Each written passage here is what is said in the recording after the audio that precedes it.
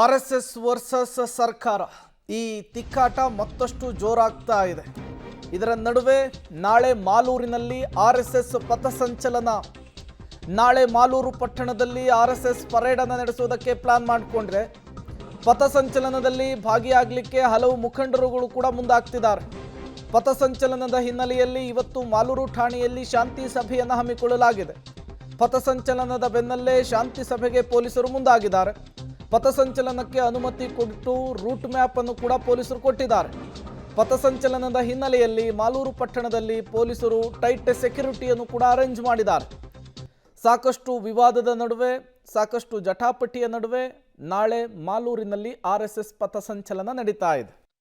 ಎಲ್ಲ ದೇಶಭಕ್ತರಲ್ಲಿ ಮಧ್ಯಾಹ್ನ 2 ಗಂಟೆಗೆ ಮಾಲೂರಿನ ತಾಲೂಕು ಹೆಡ್ ಕ್ವಾರ್ಟರಲ್ಲಿ ಪಥಸಂಚಲನ ಇದೆ. ದಯವಿಟ್ಟು ಎಲ್ಲ ದೇಶಭಕ್ತರು ಗಣವೇಶದಲ್ಲಿ ಭಾಗವಹಿಸಿ ಈ ಕಾರ್ಯಕ್ರಮವನ್ನು ಯಶಸ್ವಿಗೊಳಿಸಬೇಕಂತೇಳಿ